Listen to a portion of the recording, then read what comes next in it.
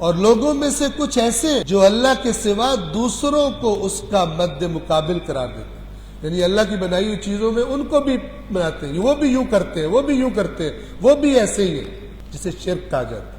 اور پھر ایک خاص چیز میں اشارہ فرمایا کہ جیسے اللہ کے ساتھ ہونا چاہیے ان کو ان کے ساتھ بھی ویسے ہی ہوتا ہے۔ غور سے سنیے، اور لوگوں میں سے کچھ ایسے ہیں جو اللہ کے سوا دوسروں کو اس کا مد مقابل، یہ اندادن کا لفظ ہے، اندادن یعنی اس جیسا، ند کی جمع ہے، جیسا اللہ ویسے وہ، مثل قرار دیتے اور ان سے ایسی محبت کرتے جیسی محبت اللہ سے رکھنی چاہیے۔ اور ایمان والے تو سب سے زیادہ اللہ ہی سے محبت کرتے، جو حقیقی مومن ہے اس کے دل میں سب سے زیادہ محبت اللہ کی، اگر نہیں ہے کسی مقدس ہستی کی، کسی نبی کی، کسی امام کی، اللہ سے زیادہ ہے، وہ پرابلم میں ہے،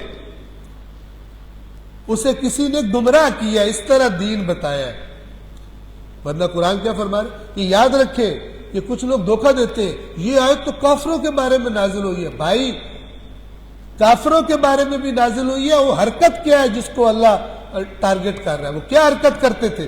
وہ کہہ رہے کہ محبت کے معاملے میں اوروں کو اللہ جیسا بنا لیتے تھے، جبکہ اب یہ تو ایمان والوں کی بات ہو رہی ہے نا، یہ تو کافروں کی نہیں ہے۔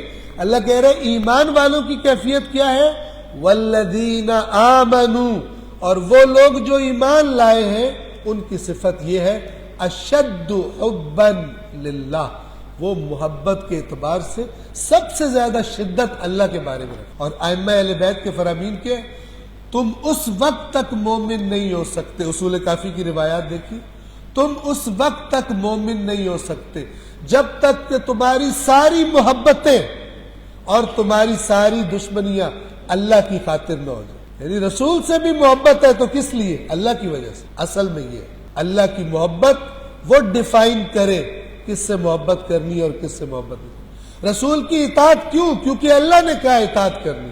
اگر کوئی کہے نا میں اللہ سے ہٹ کے رسول کی اطاعت کر رہا ہوں، وہ مشرک ہے پکا، اور اس نے رسول پر وہ تہمت لگائی ہے جیسی مسیحیوں نے حضرت عیسیٰ پہ لگائی تھی، اور اللہ کے مقابلے میں اللہ جیسا بنا دیا تھا۔ توجہ فرما رہے ہیں؟